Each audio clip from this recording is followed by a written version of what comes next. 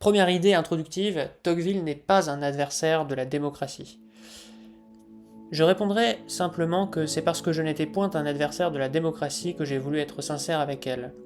Les hommes ne reçoivent point la vérité de leurs ennemis, et leurs amis ne la leur offrent guère. C'est pour cela que je l'ai dite.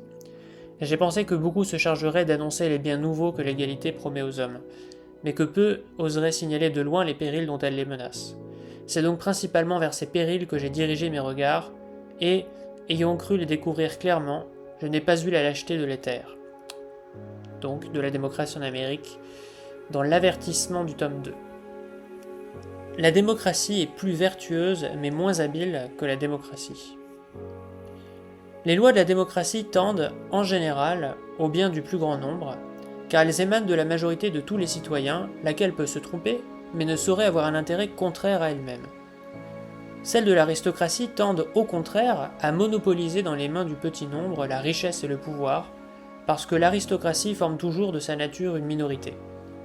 On peut donc dire d'une manière générale que l'objet de la démocratie, dans sa législation, est plus utile à l'humanité que l'objet de l'aristocratie dans la sienne. Mais là finissent ses avantages. L'aristocratie est infiniment plus habile dans la science du législateur que ne saurait l'être la démocratie. Maîtresse d'elle-même, elle n'est point sujette à des entraînements passagers. Elle a de longs desseins qu'elle sait mûrir jusqu'à ce que l'occasion favorable se présente. L'aristocratie procède savamment. Elle connaît l'art de faire converger en même temps, vers un même point, la force collective de toutes ses lois. Il n'en est pas ainsi de la démocratie. Ces lois sont presque toujours défectueuses ou intempestives. Les moyens de la démocratie sont donc plus imparfaits que ceux de l'aristocratie. Souvent elle travaille sans le vouloir contre elle-même, mais son but est plus utile. Dans un chapitre qui s'appelle « Quels sont les avantages réels que la société américaine retire du gouvernement de la démocratie ?» Idée numéro 3, l'être humain préfère l'égalité à la liberté. Il y a en effet une passion mâle et légitime pour l'égalité qui excite les hommes à vouloir être tous forts et estimés. Cette passion tend à élever les petits au rang des grands, mais il se rencontre aussi dans le cœur humain un goût dépravé pour l'égalité, qui porte les faibles à vouloir attirer les forts à leur niveau, et qui réduit les hommes à préférer l'égalité dans la servitude à l'inégalité dans la liberté. Ce n'est pas que les peuples dont l'état social est démocratique méprisent naturellement la liberté.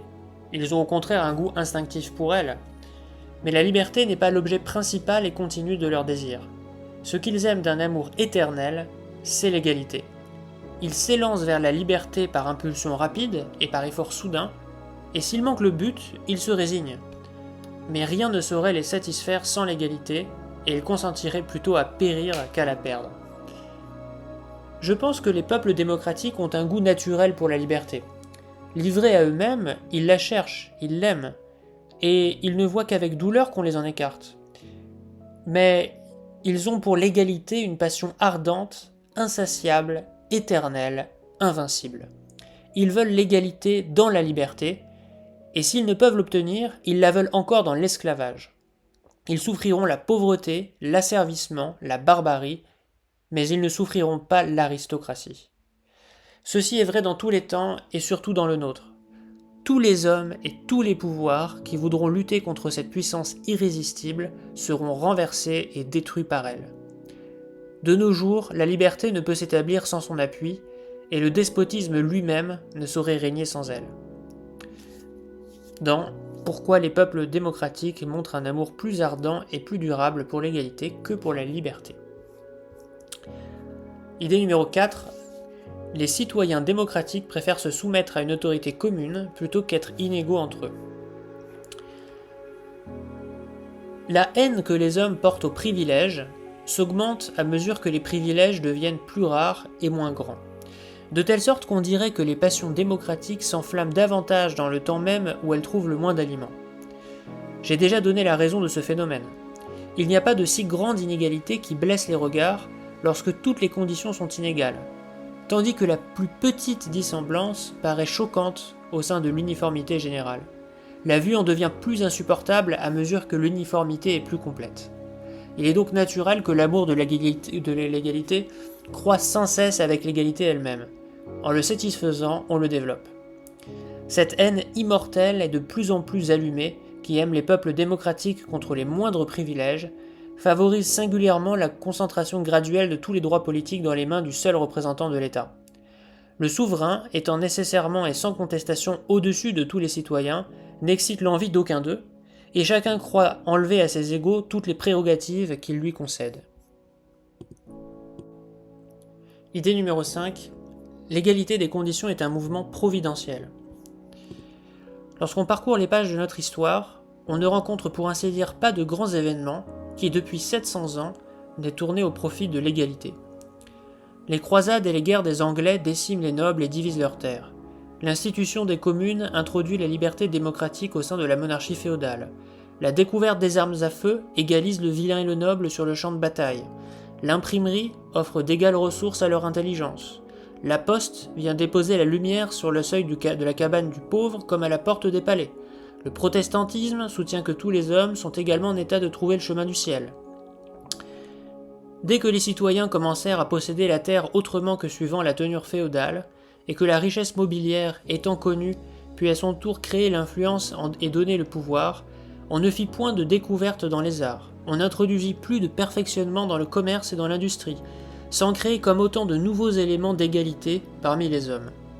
À partir de ce moment, tous les procédés qui se découvrent, tous les besoins qui viennent à naître, tous les désirs qui demandent à se satisfaire, sont des progrès vers le nivellement universel. Le goût du luxe, l'amour de la guerre, l'empire de la mode, les passions les plus superficielles du cœur humain comme les plus profondes, semblent travailler de concert à appauvrir les riches et à enrichir les pauvres. Partout on a vu les divers incidents de la vie des peuples tourner au profit de la démocratie. Tous les hommes l'ont aidé de leurs efforts, ceux qui avaient en vue de concourir à ses succès et ceux qui ne songeaient point à la servir, ceux qui ont combattu pour elle et ceux mêmes qui se sont déclarés ses ennemis. Tous ont été poussés pêle-mêle dans la même voie, et tous ont travaillé en commun, les uns malgré eux, les autres à leur insu, aveugles instruments dans les mains de Dieu. Le développement de l'égalité des conditions est donc un fait providentiel. Il en a les principaux caractères.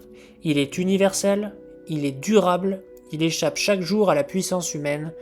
Tous les événements, comme tous les hommes, servent à son développement. Serait-il sage de croire qu'un mouvement social qui vient de si loin pourra être suspendu par les efforts d'une génération ? Pense-t-on qu'après avoir détruit la féodalité et vaincu les rois, la démocratie reculera devant les bourgeois et les riches ? S'arrêtera-t-elle maintenant qu'elle est devenue si forte et ses adversaires si faibles ? Où allons-nous donc ? Nul ne saurait le dire.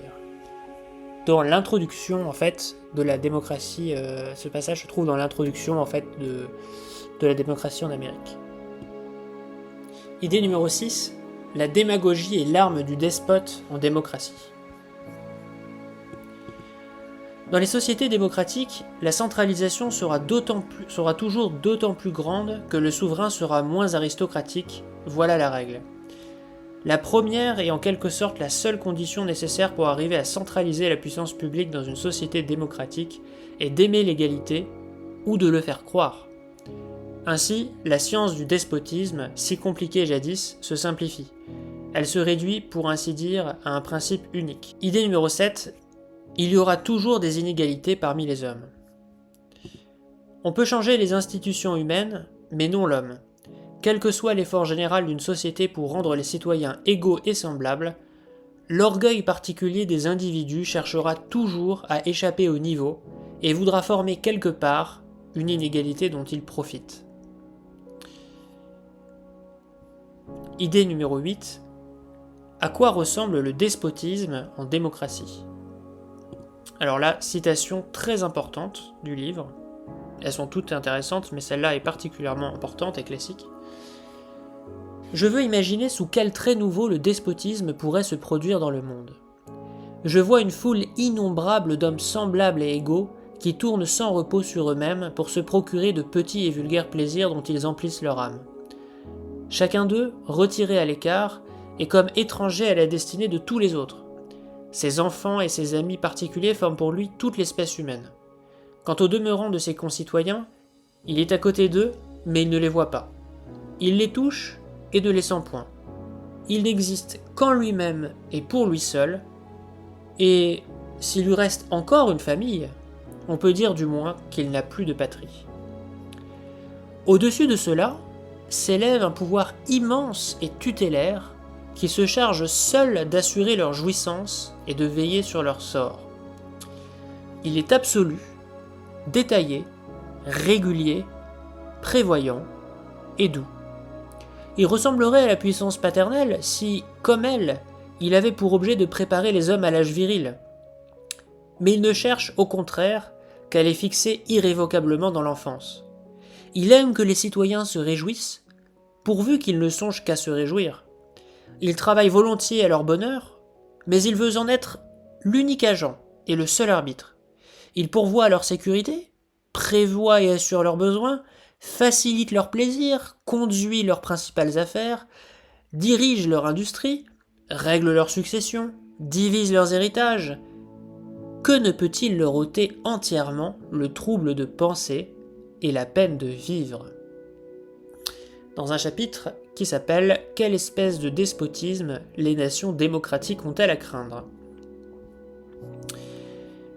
Idée numéro 9. Le despotisme en démocratie n'a rien à voir avec l'aristocratie des temps passés. Alors la citation est un peu longue, mais elle est très intéressante. S'il était vrai que les lois et les mœurs fussent insuffisantes au maintien des institutions démocratiques, quel autre refuge resterait-il aux nations sinon le despotisme d'un seul ? Je sais que de nos jours, il y a bien des gens honnêtes que cet avenir n'effraie guère, et qui, fatigués de la liberté, aimeraient se reposer enfin loin de ces orages. Mais ceux-là connaissent bien mal le port vers lequel ils se dirigent. Préoccupés de leurs souvenirs, ils jugent le pouvoir absolu par ce qu'il a été jadis, et non parce qu'il pourrait être de nos jours. Si le pouvoir absolu venait à s'établir à nouveau chez les peuples démocratiques de l'Europe, je ne doute pas qu'il n'y prit une forme nouvelle et qu'il ne s'y montrât sous des traits inconnus à nos pères.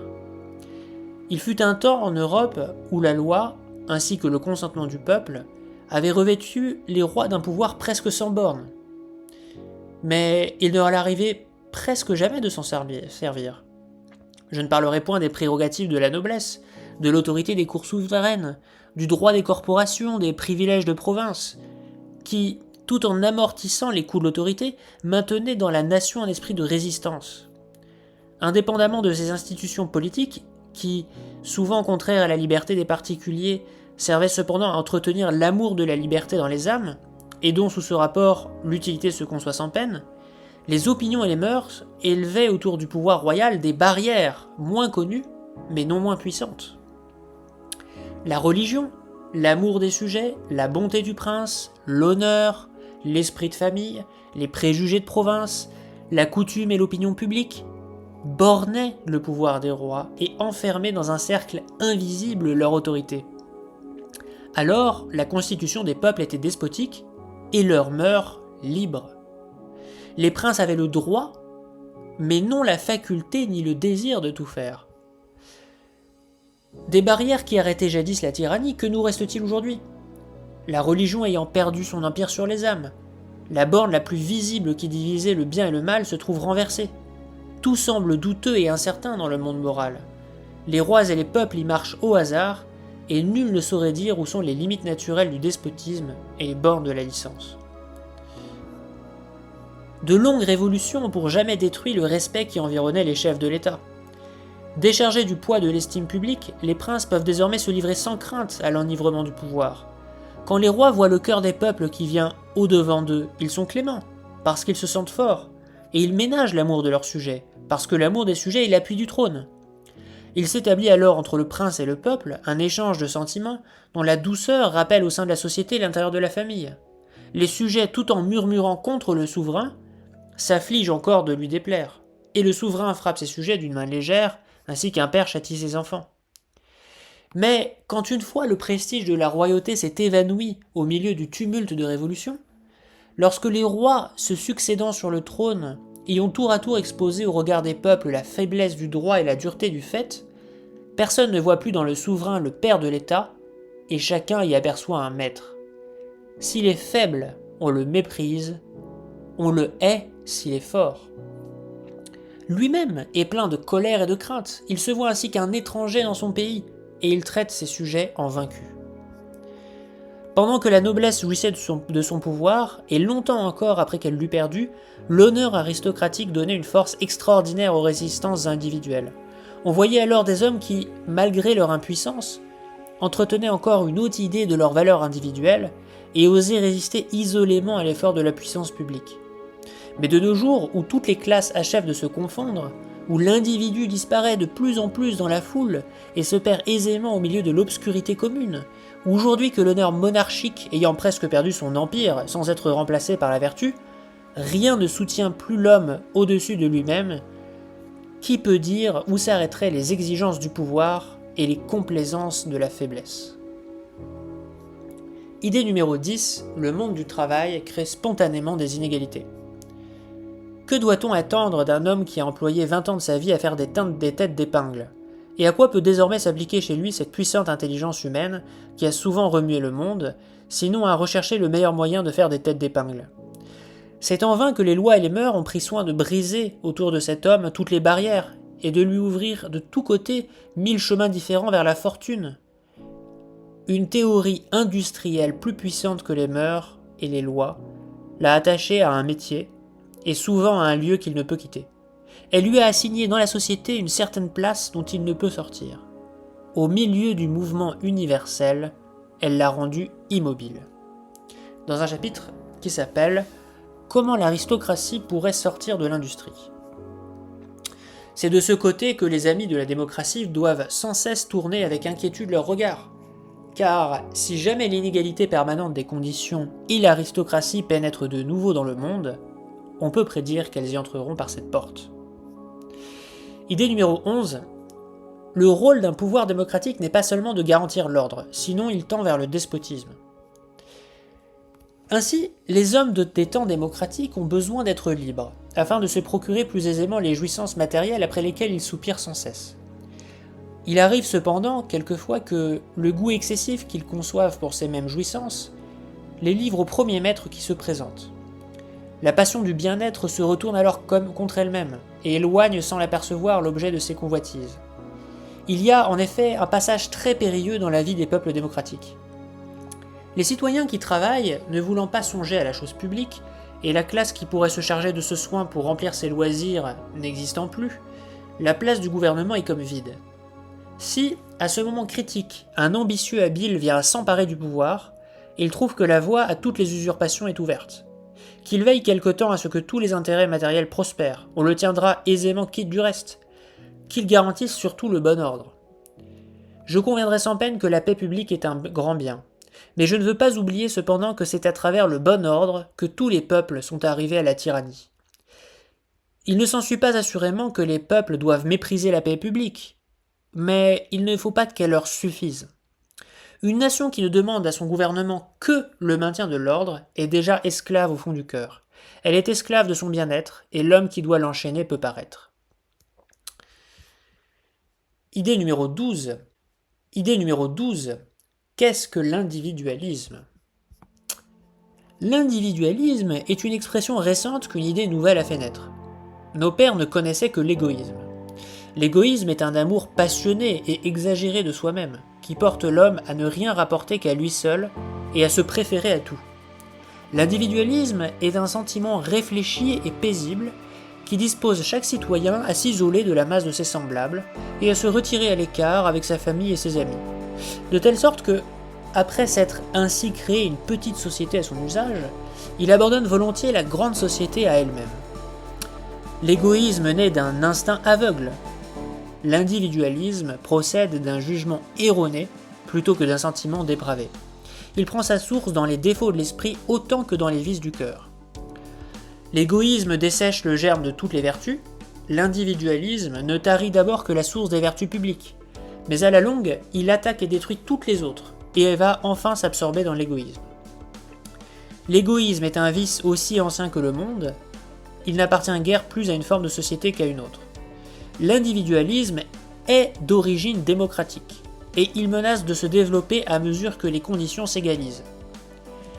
Comme dans les sociétés aristocratiques, tous les citoyens sont placés à poste fixe, les uns au-dessus des autres, il en résulte encore que chacun d'entre eux aperçoit toujours plus haut que lui un homme dont la protection lui est nécessaire, et plus bas, il en découvre un autre dont il peut réclamer le concours.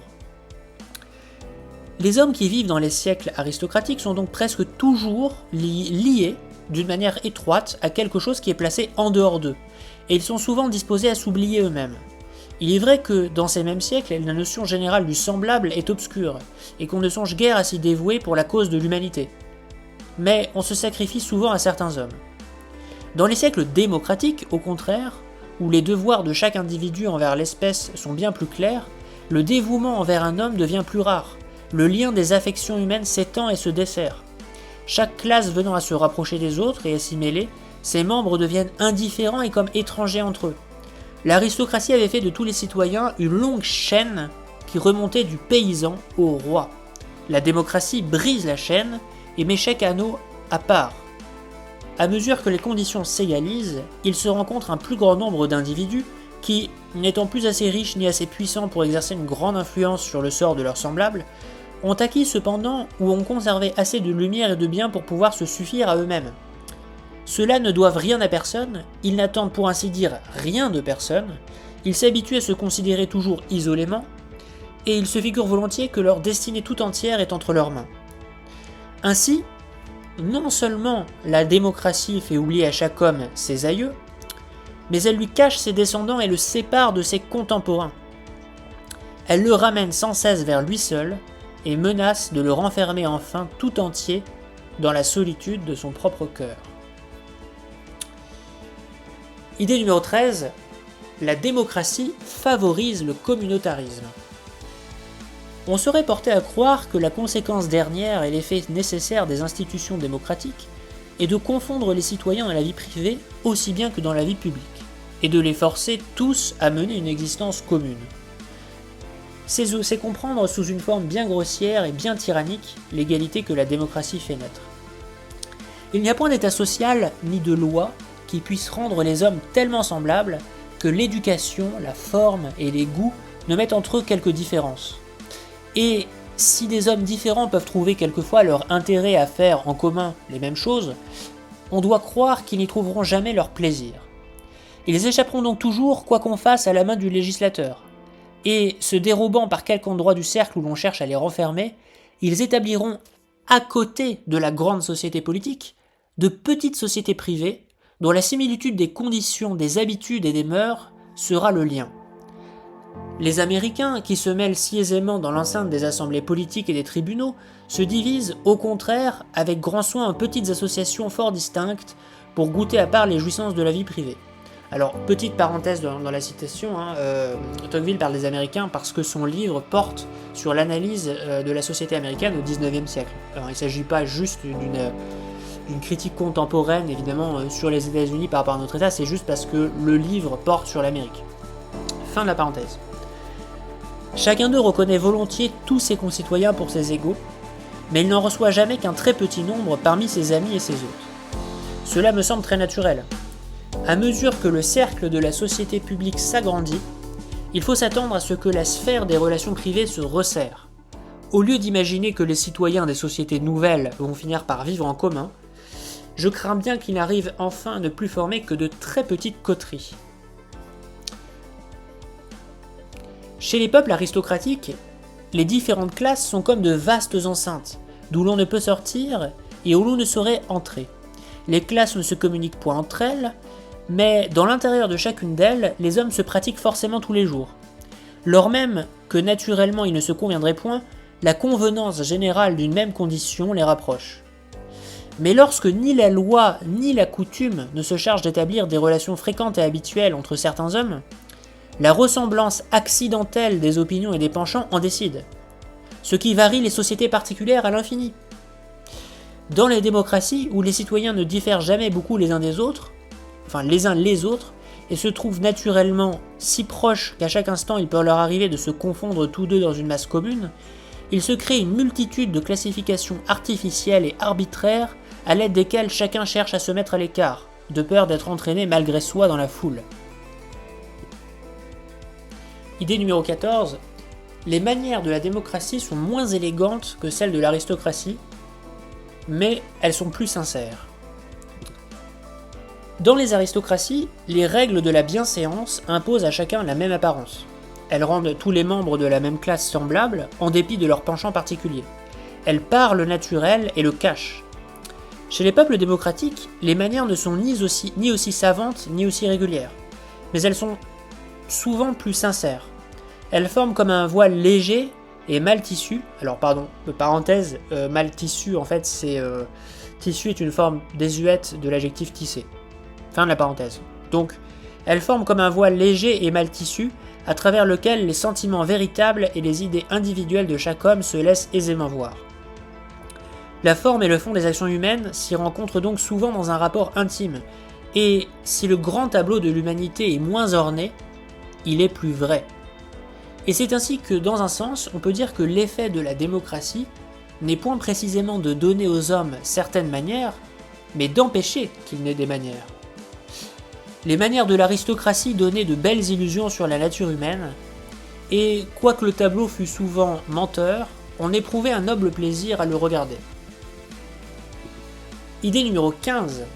Les concours découlent de la démocratie. Dans une société démocratique, comme ailleurs, il n'y a qu'un certain nombre de grandes fortunes à faire, et les carrières qui y mènent étant ouvertes indistinctement à chaque citoyen, il faut bien que les progrès de tous se ralentissent. Comme les candidats paraissent à peu près pareils, et qu'il est difficile de faire entre eux un choix sans violer le principe de l'égalité, qui est la loi suprême des sociétés démocratiques, la première idée qui se présente est de les faire tous marcher du même pas et de les soumettre tous aux mêmes épreuves. À mesure donc que les hommes deviennent plus semblables et que le principe de l'égalité pénètre plus paisiblement et plus profondément dans les institutions et dans les mœurs, les règles de l'avancement deviennent plus inflexibles, l'avancement plus lent. La difficulté de parvenir vite à un certain degré de grandeur s'accroît.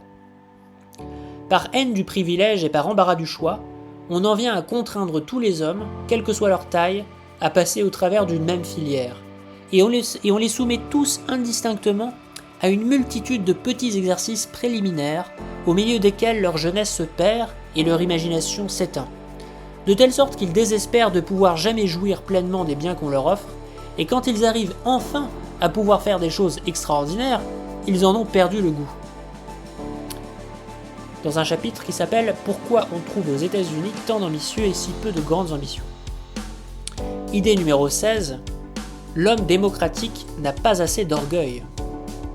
Les moralistes se plaignent sans cesse que le vice favori de notre époque est l'orgueil. Cela est vrai dans un certain sens. Il n'y a personne en effet qui ne croit valoir mieux que son voisin et qui consente à obéir à son supérieur. Mais cela est très faux dans un autre, car ce même homme, qui ne peut supporter ni la subordination ni l'égalité, se méprise néanmoins lui-même à ce point qu'il ne se croit fait que pour goûter des plaisirs vulgaires. Il s'arrête volontiers dans de médiocres désirs sans oser aborder les hautes entreprises. Il les imagine à peine. Loin donc de croire qu'il faille recommander à nos contemporains l'humilité, je voudrais qu'on s'efforçât de leur donner une idée plus vaste d'eux-mêmes et de leur espèce. L'humilité ne leur est point saine. Ce qui leur manque le plus, à mon avis, c'est de l'orgueil. Je céderais volontiers plusieurs de nos petites vertus pour ce vice. Idée numéro 17. L'inattention est l'un des plus grands vices de la démocratie. Sa curiosité est tout à la fois insatiable et satisfaite à peu de frais, car il tient à savoir vite beaucoup plutôt qu'à bien savoir. Il n'a guère le temps et il perd le goût d'approfondir. L'habitude de l'inattention doit être considérée comme le plus grand vice de l'esprit démocratique. Idée numéro 18. L'abondance d'informations crée de la désinformation. Il y a une sorte d'ignorance qui naît de l'extrême publicité. Dans les États despotiques, les hommes ne savent comment agir parce qu'on ne leur dit rien. Chez les nations démocratiques, ils agissent souvent au hasard parce qu'on a voulu tout leur dire. Les premiers ne savent pas et les autres oublient. Les traits principaux de chaque tableau disparaissent pour eux parmi la multitude des détails. Idée numéro 19. En démocratie, les hommes se désintéressent des théories complexes et abstraites. Rien n'est plus nécessaire à la culture des hautes sciences, ou de la portion élevée des sciences, que la méditation, et il n'y a rien de moins propre à la méditation que l'intérieur d'une société démocratique. On n'y rencontre pas, comme chez les peuples aristocratiques, une classe nombreuse qui se tient dans le repos parce qu'elle se trouve bien, et une autre qui ne remue point parce qu'elle désespère d'être mieux. Chacun s'agite. Les uns veulent atteindre le pouvoir, les autres s'emparer de la richesse. Au milieu de ce tumulte universel, de ce choc répété des intérêts contraires, de cette marche continuelle des hommes vers la fortune, où trouver le calme nécessaire aux profondes combinaisons de l'intelligence? Comment arrêter sa pensée sur un seul point quand autour de soi tout remue, et qu'on est soi-même entraîné et ballotté chaque jour dans le courant impétueux qui roule toutes choses? Non seulement les hommes qui vivent dans les sociétés démocratiques se livrent difficilement à la méditation, mais ils ont naturellement peu d'estime pour elle. L'état social et les institutions démocratiques portent la plupart des hommes à agir constamment. Or, les habitudes d'esprit qui conviennent à l'action ne conviennent pas toujours à la pensée. L'homme qui agit en est réduit à se contenter souvent d'à peu près, parce qu'il n'arriverait jamais au bout de son dessein s'il voulait perfectionner chaque détail. Il lui faut s'appuyer sans cesse sur des idées qu'il n'a pas eu le loisir d'approfondir, car c'est bien plus l'opportunité de l'idée dont il se sert que sa rigoureuse justesse qui l'aide. Et à tout prendre, il y a moins de risques pour lui à faire usage de quelques principes faux qu'à consumer son temps à établir la vérité de tous ces principes. Ce n'est point par de longues et savantes démonstrations que se mène le monde. La vue rapide d'un fait particulier, l'étude journalière des passions changeantes de la foule, le hasard du moment et l'habileté à s'en saisir, y décident de toutes les affaires. Dans les siècles où presque tout le monde agit, on est donc généralement porté à attacher un prix excessif aux élans rapides et aux conceptions superficielles de l'intelligence, et, au contraire, à déprécier outre mesure son travail profond et lent. Cette opinion publique influe sur le jugement des hommes qui cultivent les sciences. Elle leur persuade qu'ils peuvent y réussir sans méditation, ou les écarte de celles qui en exigent. Il y a plusieurs manières d'étudier les sciences. On rencontre chez une foule d'hommes un goût égoïste, mercantile et industriel pour les découvertes de l'esprit qu'il ne faut pas confondre avec la passion désintéressée qui s'allume dans le cœur d'un petit nombre. Il y a un désir d'utiliser les connaissances et un pur désir de connaître. Je ne doute point qu'il ne naisse, de loin en loin, chez quelques-uns, un amour ardent et inépuisable de la vérité, qui se nourrit de lui-même et jouit incessamment sans pouvoir jamais se satisfaire.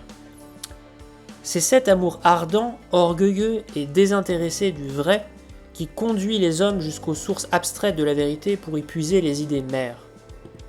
La plupart des hommes qui composent ces nations sont fort avides de jouissances matérielles et présentes, comme ils sont toujours mécontents de la position qu'ils occupent, et toujours libres de la quitter, ils ne songent qu'au moyen de changer leur fortune ou de l'accroître. Pour des esprits ainsi disposés, toute méthode nouvelle qui mène par un chemin plus court à la richesse, toute machine qui abrège le travail, tout instrument qui diminue les frais de la production, toute découverte qui facilite les plaisirs et les augmente, semble le plus magnifique effort de l'intelligence humaine. C'est principalement par ce côté que les peuples démocratiques s'attachent aux sciences, les comprennent et les honorent. Dans les siècles aristocratiques, on demande particulièrement aux sciences les jouissances de l'esprit, dans les démocraties, celles du corps. Si ceux qui sont appelés à diriger les nations de nos jours apercevaient clairement et de loin ces instincts nouveaux qui bientôt seront irrésistibles, ils comprendraient qu'avec des lumières et de la liberté, les hommes qui vivent dans les siècles démocratiques ne peuvent manquer de perfectionner la portion industrielle des sciences, et que désormais tout l'effort du pouvoir social doit se porter à soutenir les hautes études et à créer de grandes passions scientifiques. Autrement dit, entre parenthèses, quelque part un peu plus promouvoir la recherche fondamentale, au détriment de l'application industrielle, l'application commerciale. Fin de la parenthèse. De nos jours, il faut retenir l'esprit humain dans la théorie, il court de lui-même à la pratique, et au lieu de le ramener sans cesse vers l'examen détaillé des effets secondaires, il est bon de l'en distraire quelquefois pour l'élever jusqu'à la contemplation des causes premières. Parce que la civilisation romaine est morte à la suite de l'invasion des barbares, nous sommes peut-être trop enclins à croire que la civilisation ne saurait autrement mourir. Si les lumières qui nous éclairent venaient jamais à s'éteindre, elles s'obscurciraient peu à peu, et comme d'elles-mêmes. À force de se renfermer dans l'application, on perdrait de vue les principes, et quand on aurait entièrement oublié les principes, on suivrait mal les méthodes qui en dérivent. On ne pourrait plus en inventer de nouvelles, et l'on emploierait sans intelligence et sans art de savants procédés qu'on ne comprendrait plus. Idée numéro 20.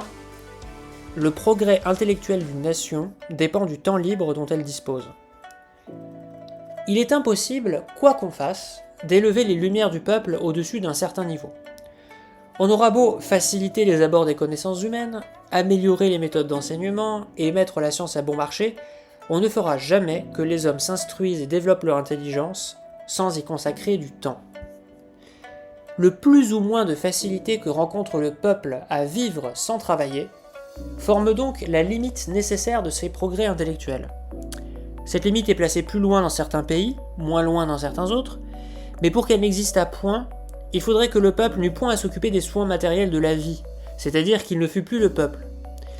Il est donc aussi difficile de concevoir une société où tous les hommes soient très éclairés qu'un État où tous les citoyens soient riches. Ce sont là deux difficultés corrélatives.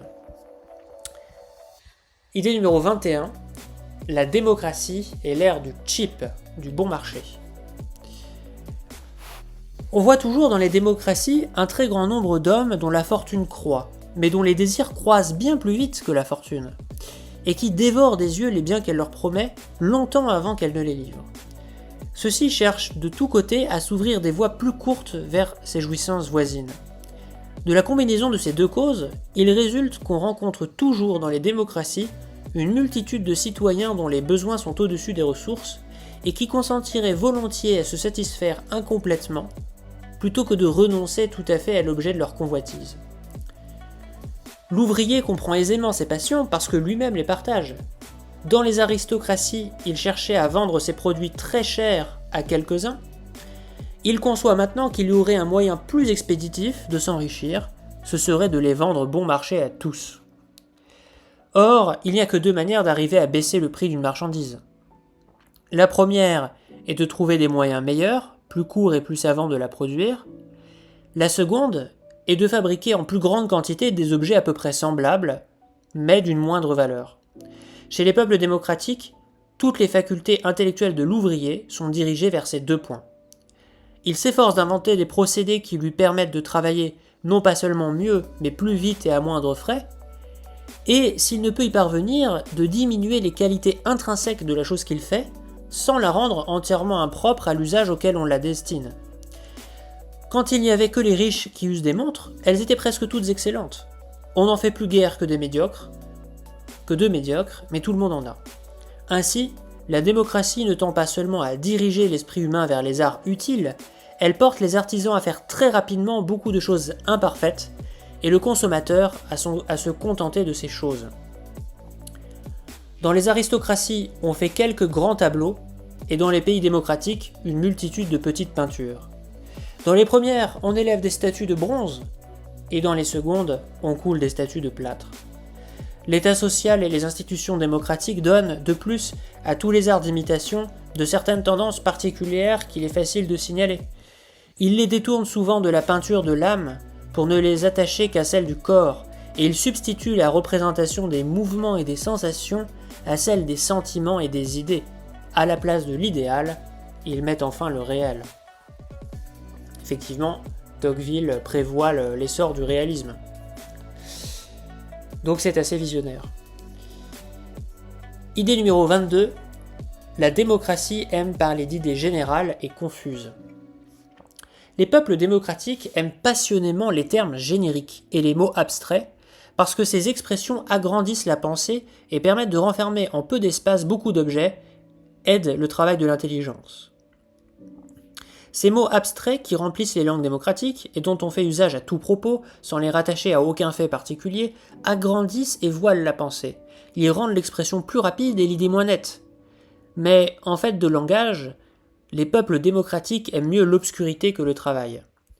Les hommes qui habitent les pays démocratiques ont donc souvent des pensées vacillantes. Il leur faut des expressions très larges pour les renfermer. Comme ils ne savent jamais si l'idée qu'ils expriment aujourd'hui conviendra à la situation nouvelle qu'ils auront demain, ils conçoivent naturellement le goût des termes abstraits. Un mot abstrait est comme une boîte à double fond. On y met les idées que l'on désire et on les en retire sans que personne ne le voie. Chez tous les peuples, les termes génériques et abstraits forment le fond du langage. Je ne prétends donc point qu'on ne rencontre ces mots que dans les langues démocratiques.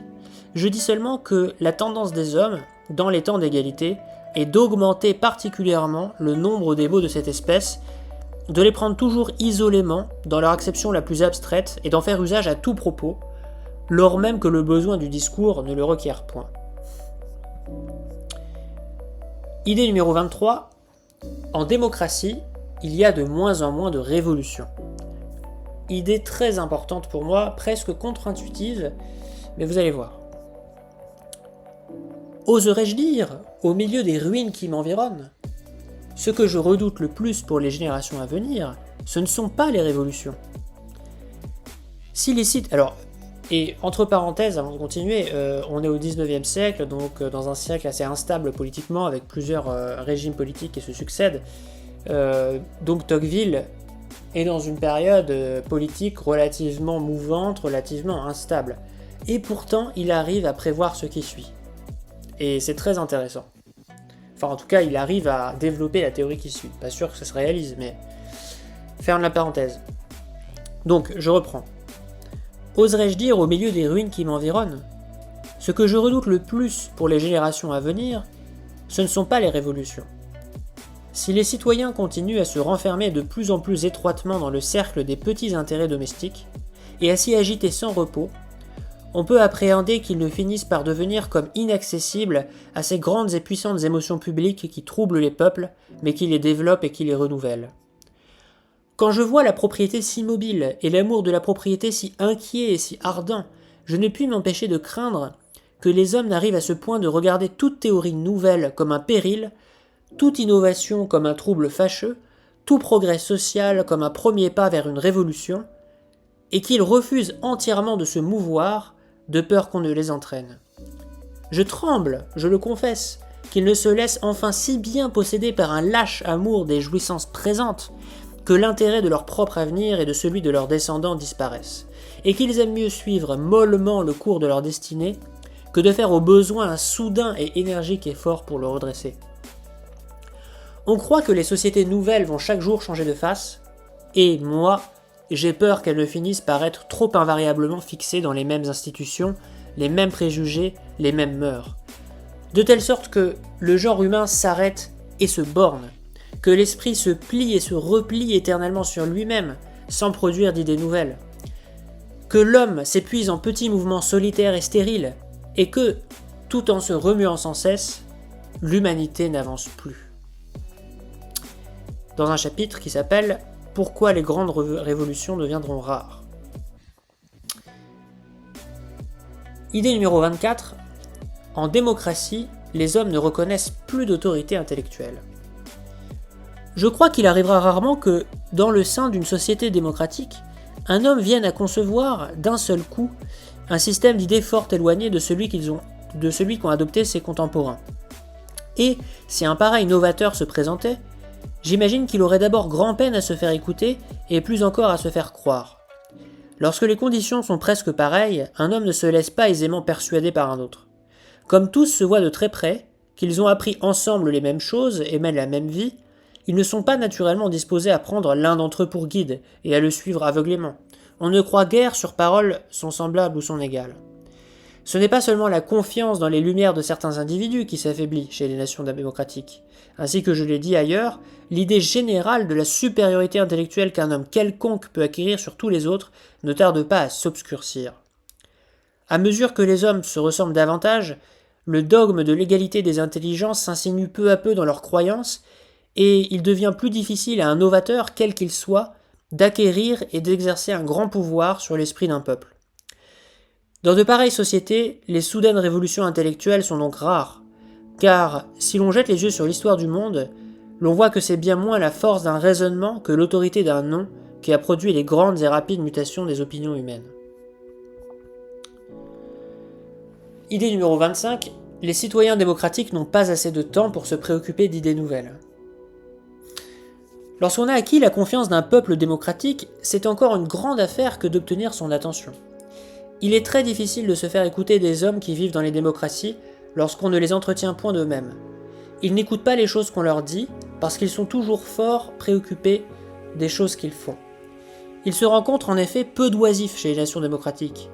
La vie s'y passe au milieu du mouvement et du bruit, et les hommes y sont si employés à agir qu'il leur reste peu de temps pour penser. Ce que je veux remarquer, surtout, c'est que non seulement ils sont occupés, mais que leurs occupations les passionnent. Ils sont perpétuellement en action, et chacune de leurs actions absorbe leur âme. Le feu qu'ils mettent aux affaires les empêche de s'enflammer pour les idées. Je pense qu'il est fort malaisé d'exciter l'enthousiasme d'un peuple démocratique pour une théorie quelconque qui n'est pas un rapport visible, direct et immédiat avec la pratique journalière de sa vie. Un pareil peuple n'abandonne donc pas aisément ses anciennes croyances. Car c'est l'enthousiasme qui précipite l'esprit humain hors des routes frayées et qui fait les grandes révolutions intellectuelles comme les grandes révolutions politiques. Ainsi, les peuples démocratiques n'ont ni le loisir ni le goût d'aller à la recherche d'opinions nouvelles. Lors même qu'ils viennent à douter de celles qu'ils possèdent, ils les conservent néanmoins parce qu'il leur faudrait trop de temps et d'examen pour en changer. Ils les gardent, non comme certaines, mais comme établies. Idée numéro 26. La centralisation administrative nuit à la vitalité démocratique. Alors ici, avant de passer à la citation, je préviens que c'est une citation qui est un petit peu longue, mais qui pour moi est assez fondamentale, et je pense porteuse assez porteuse d'idées qui, selon moi, devraient être un peu mieux comprises et un peu mieux développées pour ce qui concerne on va dire la vie citoyenne. Donc c'est un petit peu long, mais je trouve ça très intéressant de bien comprendre ce que dit Tocqueville ici à propos de la centralisation. Mais je pense que la centralisation administrative n'est propre qu'à énerver les peuples qui s'y soumettent, parce qu'elle tend sans cesse à diminuer parmi eux l'esprit de cité. La centralisation administrative parvient, il est vrai, à réunir à une époque donnée, et dans un certain lieu, toutes les forces disponibles de la nation. Mais elle nuit à la reproduction des forces. Elle la fait triompher le jour du combat et diminue à la longue sa puissance. Elle peut donc concourir admirablement à la grandeur passagère d'un homme, non point à la prospérité durable d'un peuple. Mais je nie qu'il en soit ainsi quand le peuple est éclairé, éveillé sur ses intérêts et habitué à y songer comme il le fait en Amérique. Je suis persuadé, au contraire, que dans ce cas, la force collective des citoyens sera toujours plus puissante pour produire le bien-être social que l'autorité du gouvernement. J'avoue qu'il est difficile d'indiquer d'une manière certaine le moyen de réveiller un peuple qui sommeille, pour lui donner des passions et des lumières qu'il n'a pas, persuader aux hommes qu'ils doivent s'occuper de leurs affaires, est, je ne l'ignore pas, une entreprise ardue. Il serait souvent moins malaisé de les intéresser aux détails de l'étiquette d'une cour qu'à la réparation de la maison commune. Mais je pense aussi que lorsque l'administration centrale prétend remplacer complètement le concours libre des premiers intéressés, elle se trompe ou veut vous tromper. Un pouvoir central, quelque éclairé, quelque savant qu'on l'imagine, ne peut embrasser à lui seul tous les détails de la vie d'un grand peuple. Il ne le peut parce qu'un pareil travail excède les forces humaines. Lorsqu'il veut, par ses seuls soins, créer et faire fonctionner tant de ressorts divers, il se contente d'un résultat fort incomplet, ou s'épuise en inutiles efforts. La centralisation parvient aisément, il est vrai, à soumettre les actions extérieures de l'homme à une certaine uniformité qu'on finit par aimer pour elle-même, indépendamment des choses auxquelles elle s'applique, comme ces dévots qui adorent la statue oubliant la divinité qu'elle représente.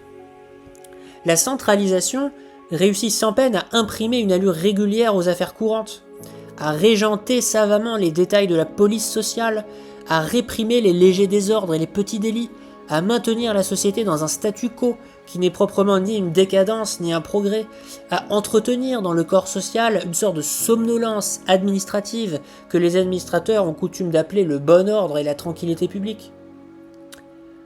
Elle excelle, en un mot, à empêcher, non à faire. Lorsqu'il s'agit de remuer profondément la société ou de lui imprimer une marche rapide, sa force l'abandonne. Pour peu que ces mesures aient besoin du concours des individus, on est tout surpris alors de la faiblesse de cette immense machine. Elle se trouve tout à coup réduite à l'impuissance. Il arrive quelquefois alors que la centralisation essaie, en désespoir de cause, d'appeler les citoyens à son aide. Mais elle leur dit « Vous agirez comme je voudrais, autant que je voudrais, et précisément dans le sens que je voudrais. Vous vous chargerez de ces détails sans aspirer à diriger l'ensemble. Vous travaillerez dans les ténèbres et vous jugerez plus tard mon œuvre par ses résultats. Ce n'est point à de pareilles conditions qu'on obtient le concours de la volonté humaine. Il lui faut de la liberté dans ses allures, de la responsabilité dans ses actes. L'homme est ainsi fait qu'il préfère rester immobile que marcher sans indépendance vers un but qu'il ignore. Il y a telle nation de l'Europe où l'habitant se considère comme une espèce de colon, indifférent à la destinée du lieu qu'il habite. Les plus grands changements surviennent dans son pays sans son concours. Il ne sait même pas précisément ce qui s'est passé, il s'en doute, il a entendu raconter l'événement par hasard. Bien plus, la fortune de son village, la police de sa rue, le sort de son église et de son presbytère ne le touchent point. Il pense que toutes ces choses ne le regardent en aucune façon, et qu'elles appartiennent à un étranger puissant qu'on appelle le gouvernement. Pour lui, il jouit de ses biens comme un usufruitier, sans esprit de propriété et sans idée d'amélioration quelconque. Ce désintéressement de soi-même va si loin que si sa propre sûreté ou celle de ses enfants est enfin compromise, au lieu de s'occuper d'éloigner le danger, il croise les bras pour attendre que la nation tout entière vienne à son aide. Cet homme, du reste, bien qu'il ait fait un sacrifice si complet de son libre arbitre, n'aime pas plus qu'un autre l'obéissance. Il se soumet, il est vrai, au bon plaisir d'un commis, mais il se plaît à braver la loi comme un ennemi vaincu dès que la force se retire. Aussi le voit-on sans cesse osciller entre la servitude et la licence. Quand les nations sont arrivées à ce point, il faut qu'elles modifient leurs lois et leurs mœurs, ou qu'elles périssent. Car la source des vertus publiques y est comme tarie. On y trouve encore des sujets, mais on n'y voit plus de citoyens. Je dis que de pareilles nations sont préparées pour la conquête. Si elles ne disparaissent pas de la scène du monde, c'est qu'elles sont environnées de nations semblables ou inférieures à elles. C'est qu'il reste encore dans leur sein une sorte d'instinct indéfinissable de la patrie. Je ne sais quel orgueil irréfléchi du nom qu'elles portent, quel vague souvenir de leur gloire passée, qui, sans se rattacher précisément à rien, suffit pour leur imprimer au besoin une impulsion conservatrice. On ne rencontrera jamais, quoi qu'on fasse, de véritable puissance parmi les hommes que dans le concours libre des volontés. Or, il n'y a au monde que le patriotisme ou la religion qui puissent faire marcher pendant longtemps vers un même but, l'universalité des citoyens. Il ne dépend pas des lois de ranimer des croyances qui s'éteignent, mais il dépend des lois d'intéresser les hommes aux destinées de leur pays. Il dépend des lois de réveiller et de diriger cet instinct vague de la patrie qui n'abandonne jamais le cœur de l'homme, et en le liant aux pensées, aux passions, aux habitudes de chaque jour, d'en faire un sentiment réfléchi et durable,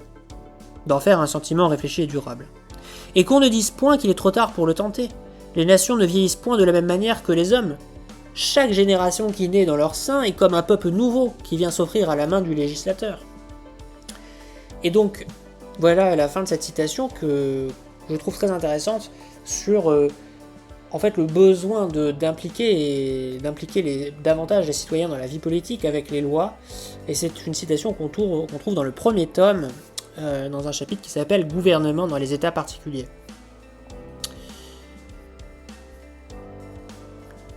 Idée numéro 27. Les grandes capitales sont une menace pour la démocratie.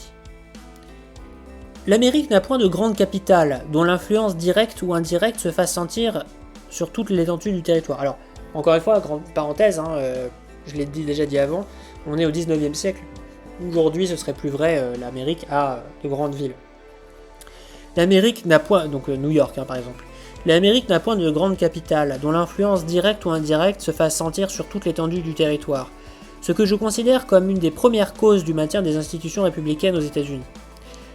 Dans les villes, on ne peut guère empêcher les hommes de se concerter, de s'échauffer en commun, de prendre des résolutions subites et passionnées.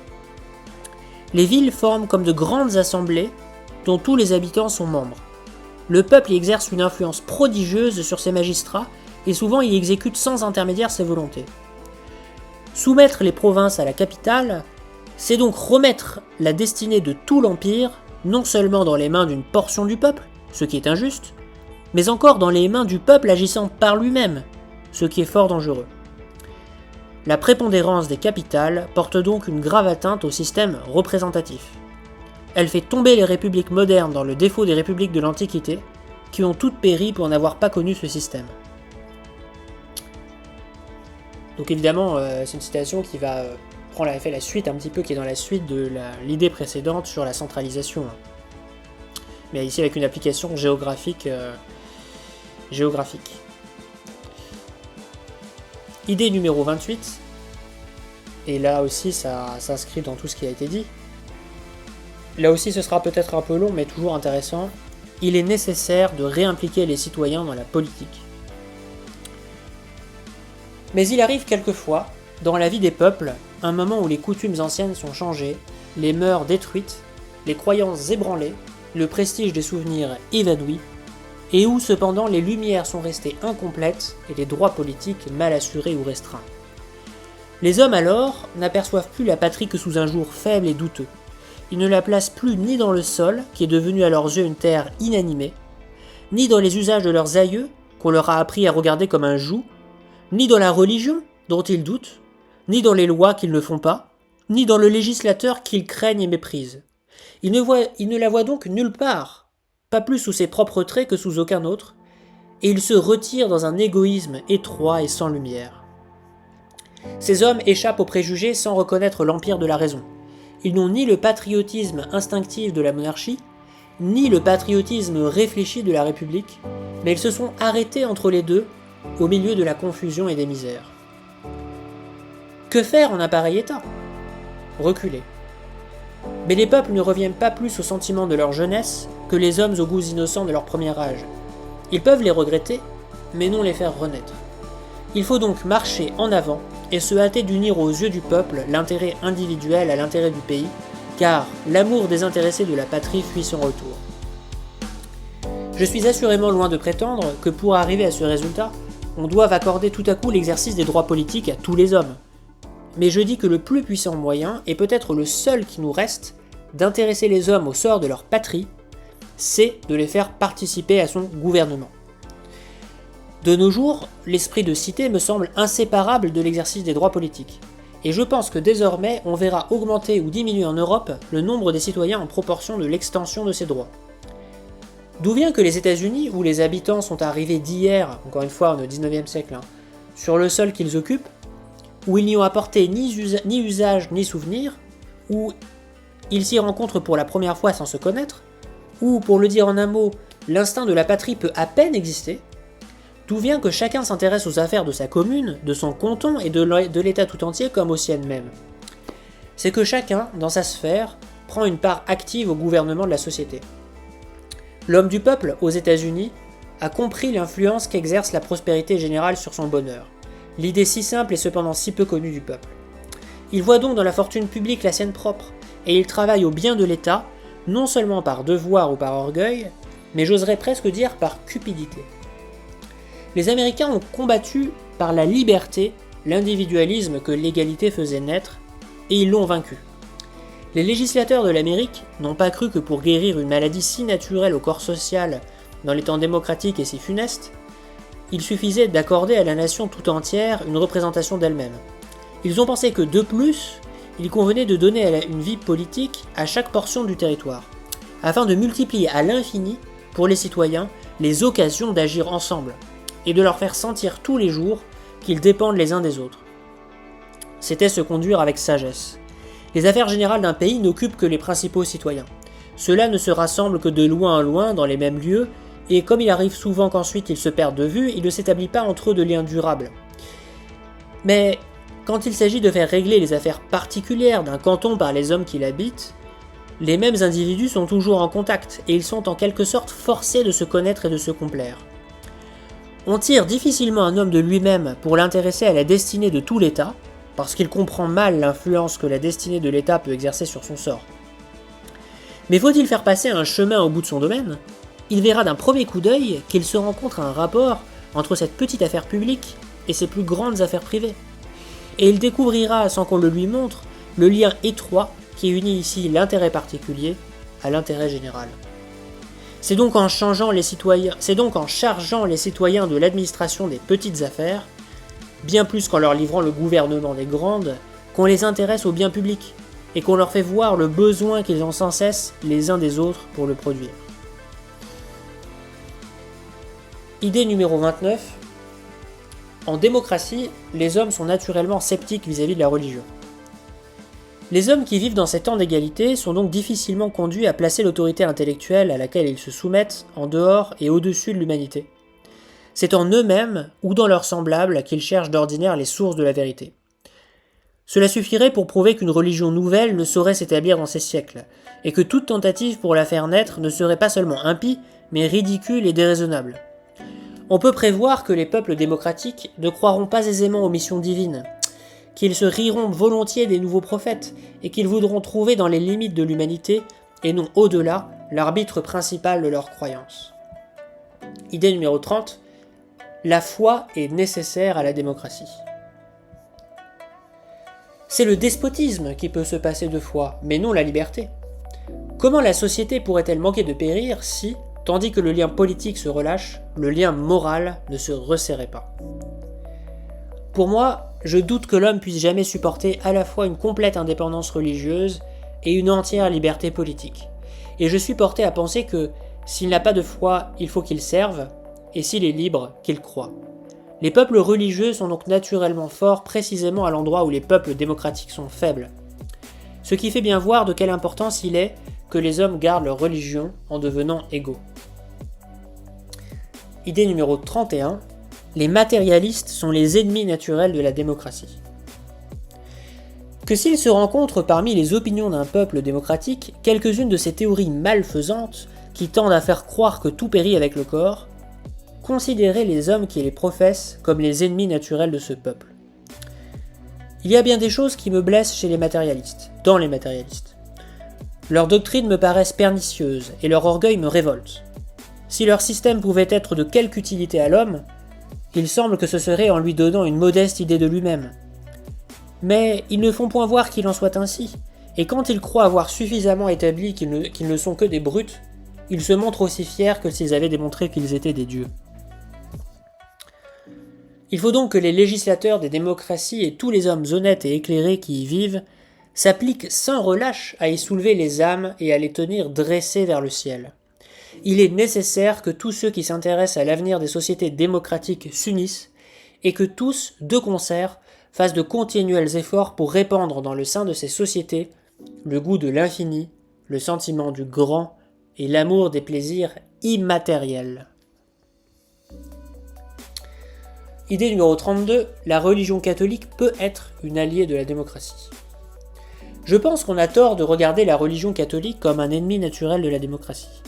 Parmi les différentes doctrines chrétiennes, le catholicisme paraît au contraire l'une des plus favorables à l'égalité des conditions. Chez les catholiques, la société religieuse ne se compose que de deux éléments, le prêtre et le peuple. Le prêtre s'élève seul au-dessus des fidèles, tout est égal au-dessous de lui. En matière de dogme, le catholicisme place le même niveau sur toutes les intelligences. Il astreint aux détails des mêmes croyances le savant ainsi que l'ignorant, l'homme de génie aussi bien que le vulgaire. Il impose les mêmes pratiques aux riches comme aux pauvres, inflige les mêmes austérités aux puissants comme aux faibles, il ne compose avec aucun mortel.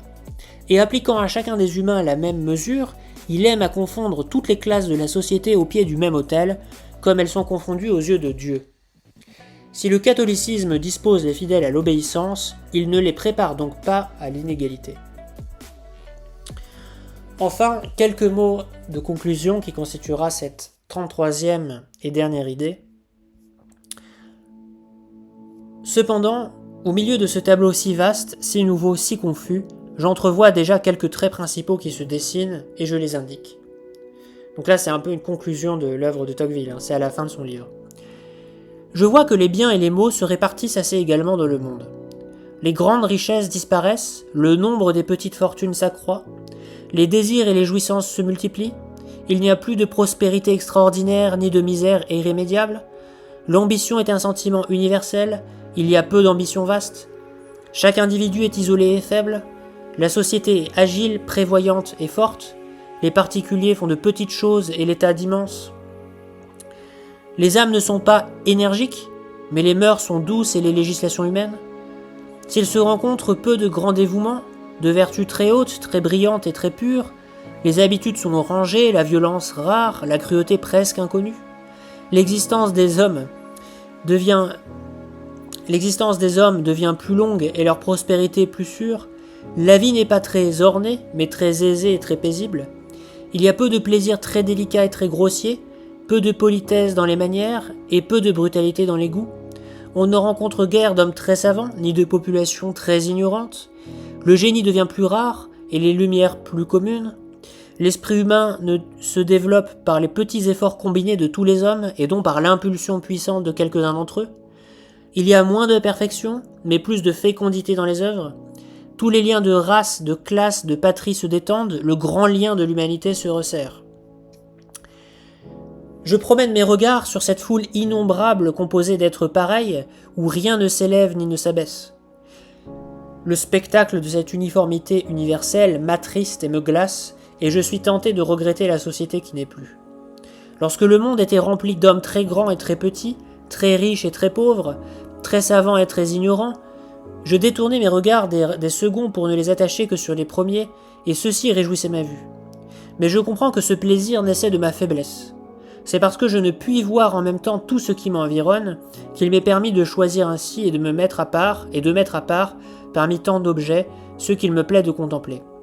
Il n'en est pas de même de l'être tout-puissant et éternel dont l'œil enveloppe nécessairement l'ensemble des choses et qui voit distinctement, bien qu'à la fois, tout le genre humain et chaque homme. Il est naturel de croire que ce qui satisfait le plus les regards de ce créateur et de ce conservateur des hommes, ce n'est point la prospérité singulière de quelques-uns, mais le plus grand bien-être de tous. Ce qui me semble une décadence est donc à ses yeux un progrès. Ce qui me blesse lui agrée. L'égalité est moins élevée peut-être, mais elle est plus juste, et sa justice fait sa grandeur et sa beauté. J'aperçois un grand nombre de mes contemporains qui entreprennent de faire un choix entre les institutions, les opinions, les idées qui naissaient de la constitution aristocratique de l'ancienne société. Ils abandonneraient volontiers les unes, mais ils voudraient retenir les autres et les transporter avec eux dans le monde nouveau. Je pense que cela consume leur temps et leur force dans un travail honnête et stérile.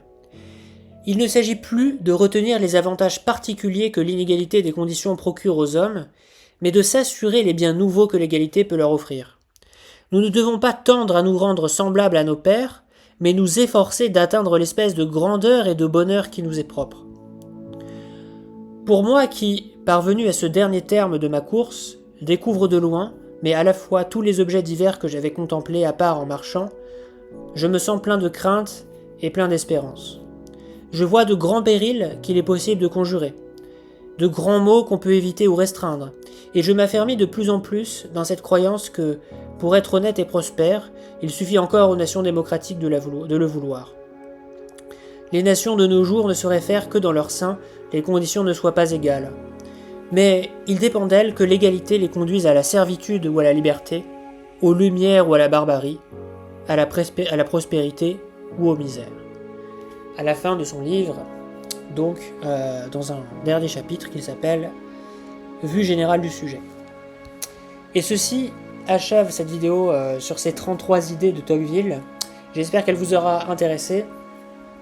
Je suis allé à l'essentiel en lisant les citations et en faisant quelques commentaires marginaux, mais ce n'est pas une vidéo d'analyse.